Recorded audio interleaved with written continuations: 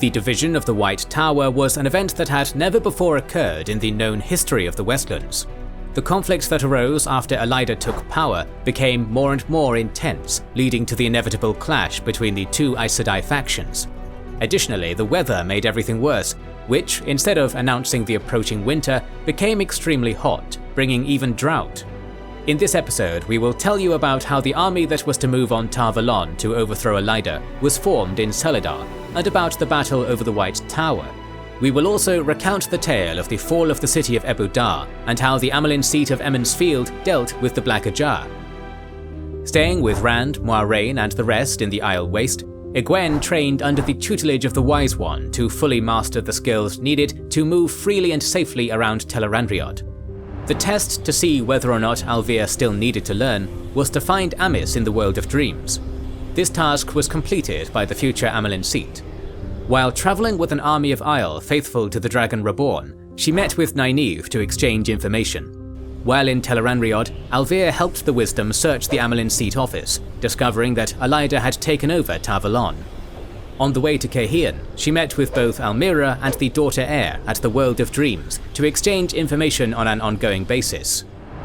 During the Battle of Cahian, she accompanied Rand and Aviendha on the observation tower that was built for him, and later when Samael destroyed the structure.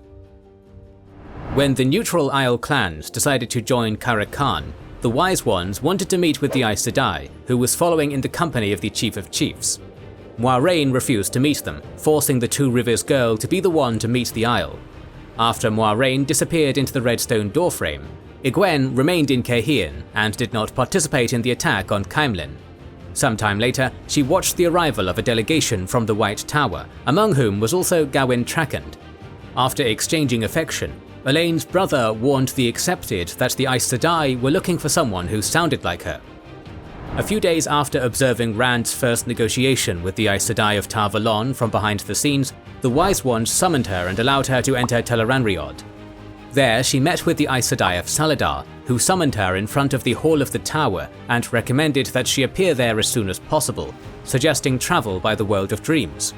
Preparing to leave Cahian, she went to the Wise Ones and announced to them that she was not an Aes Sedai and had never been. Isle women whipped her, and after satisfying their tow, they opened the gateway to Tel'aran'rhiod. After crossing the portal, Egwene summoned the image of Bella and headed to Salidar. Upon arrival, she was greeted by the Salidar Six, accompanied by Siuan Sanche, in whom Egwene sensed the ability to channel the One Power. The deposed Amyrlin seat arrived in Salidar, where she and Lian Sharif, her Keeper of Chronicles, began to manipulate some of the Aes Sedai, inciting conflict with the White Tower by providing information that the Red Ajah had found Logain Blah in Gildan, and that it was at their instigation that he falsely declared himself Dragon Reborn.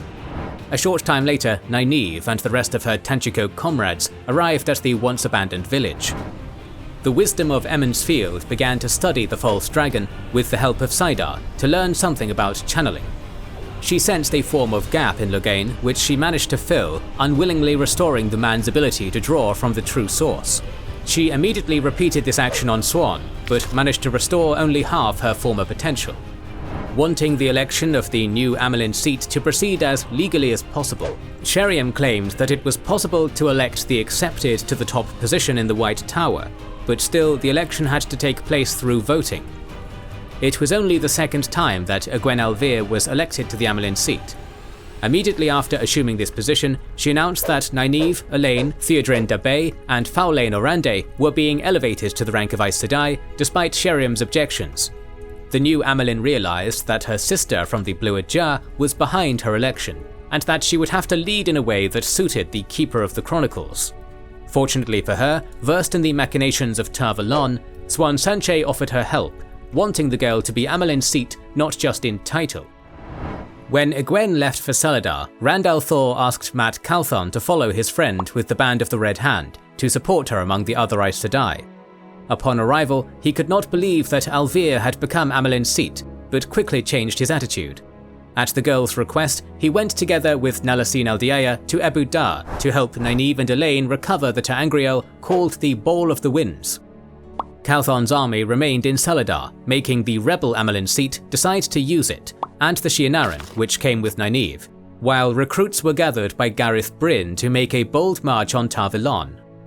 Passing through territory belonging to the Kingdom of Miranda, they encountered an Andoran and Mirandian army led by Arathel Renshar and Pelivak Kolan.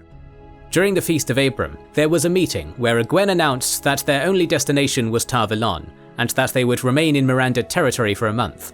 She also informed the Mirandan army that recruitment for novices was open. After speaking with the Lords and Lady, she went to her camp, where she proposed a declaration of war against Elida in the hall. The declaration was accepted, but many sitters were reluctant to advocate armed conflict. When Egwene became the Amyrlin seat, Elaine and Nynaeve set out for Ebou Dar. The city was the capital of the Kingdom of Altara, ruled by Queen Tailin Quintara Mitsoba. The Aes Sedai were welcomed by the Queen into her palace, who furthermore offered her assistance in their search for the Bowl of the Winds. This magical item was necessary to make the weather what it was supposed to have been when Rand had returned from the Isle Waste. In the Westlands, there had been an unusual period of higher temperatures and droughts, when temperatures were supposed to be decreasing due to the upcoming winter. While searching for the Ta'angreal, the women discovered an association of women capable of channeling, called the Kin. The Kin traced its history all the way back to the Trolloc Wars, and consisted of women who had not completed their training in Tar Valon. The Daughter Heir and Former Wisdom also established the initial outline of an agreement between the White Tower and the Seafolk, who claimed possession of the Bowl of the Winds. Shortly thereafter, Nalacine brought word to Elaine that Matrim Calthon had found the bowl. When all four of them went to get the item that would fix the weather, they were attacked by a Golem. The Golem was a creature formed during the War of Power with one purpose: to kill channelers. Only 6 of them were created, and they were completely obedient to the orders they had always obeyed. In addition, they could not be injured by the One Power, and had special abilities to detect channelers. They were also boneless, allowing them to get through the smallest gaps. During the clash with the creature, Nynaeve and Elaine were injured, and Nalacine was killed. Matt managed to chase the Golem away using his fox-head medallion to burn the creature, but he didn't kill it. After seizing the Bowl of the Winds, Elaine and Nynaeve took it outside Ebou Dar, where they formed a circle with Avienda, the women of the Kin, and the Windfinders of the Atha Anmier. As the Saidar channelers were fixing the weather, an attack by Seanchan troops fell on Ebou Dar. The Empire's warriors sailed into the harbour, attacking from the air via beasts called Raken, and striking from land, seizing the city within hours.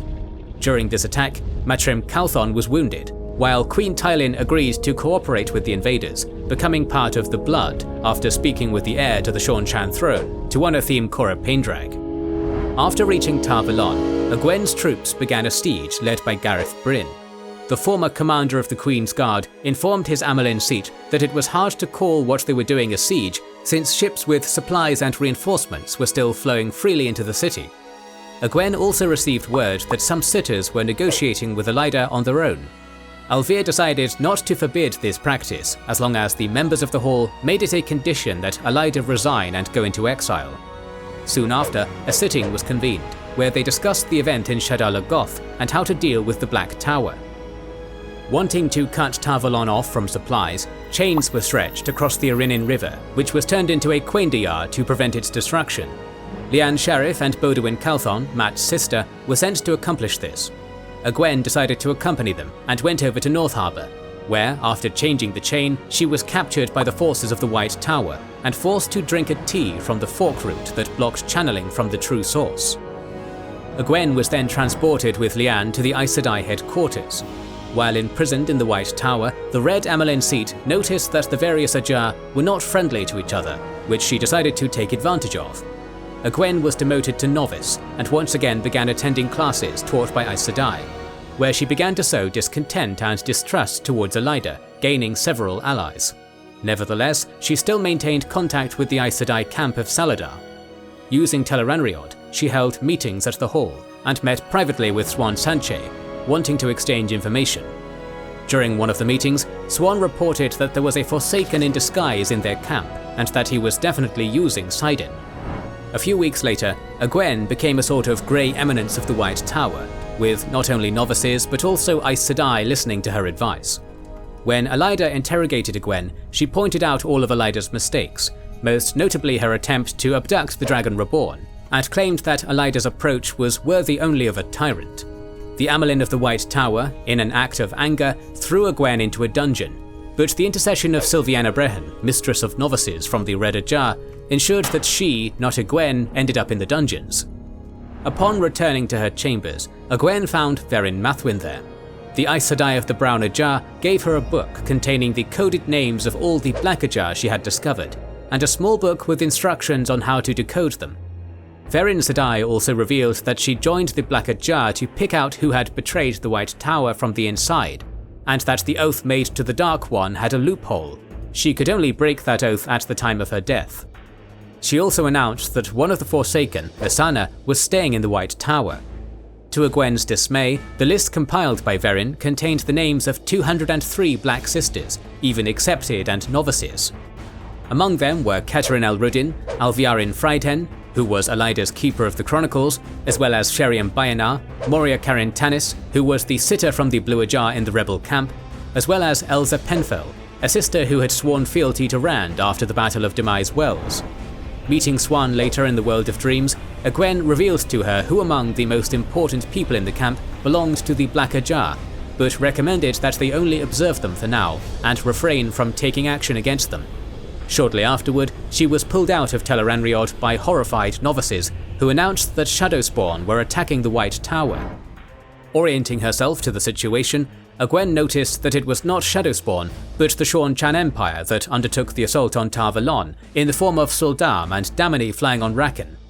Moving to the storerooms of the White Tower, she took Sa'angreal from there in the form of the fluted White Wand, then returned and linked up with 3 novices who set out to defend Tar Valon, picking up more along the way.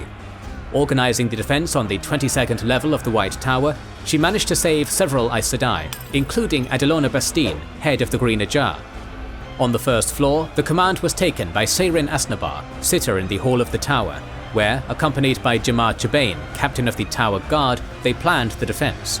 They noticed that most of the attackers were concentrated on the floor defended by Egwene. Meanwhile, Siuan Sanche, Gareth Bryn and Gawyn Trakand, who had changed sides shortly before the attack, noticed the attack on Tar Valon, and together with 100 horsemen decided to go to the White Tower to free Egwene and prevent her capture by getting through the watergate near the statue of Elaine al-Landarin.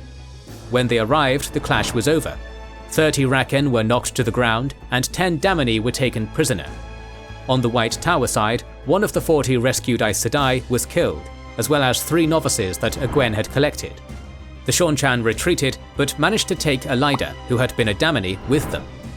After the battle, an exhausted Egwene was taken to the camp by Gawyn, where she began a purge the next day to rid the camp of the Aes Sedai of the Black Ajah. 50 sisters were executed by beheading, including Sheriam Bayanar and Moria Karin Tanis, but 20 managed to escape. When the sitters of the White Tower arrived, they invited Egwene to a ceremony to elevate her to the Amyrlin seat. The Hall of the Tower from the White Tower was reunited, and the Blue Ajah was represented again. Silviana Brehon became her Keeper of the Chronicles. The weather was repaired, and the White Tower became one again, restoring hope for victory in the last battle. The Seanchan Empire still posed a threat, and the Black Ajah went into hiding, along with Mesaana. The Golem posed a formidable threat to the Channelers, as did the emergence of a new but well-known threat in the southern Westlands, Shaido Isle. To discover how the Isle hostile to the Dragon Reborn were finally broken, watch the next episode in this series. Please consider liking, commenting and sharing, it helps immensely. Our videos would be impossible without our kind patrons and YouTube channel members, whose ranks you can join via the links in the description to know our schedule, get early access to our videos, access our Discord and much more. More videos on the Wheel of Time series are on the way, so make sure that you are subscribed and have pressed the bell button to see it. This is the Wizards and Warriors channel, and we will catch you on the next one.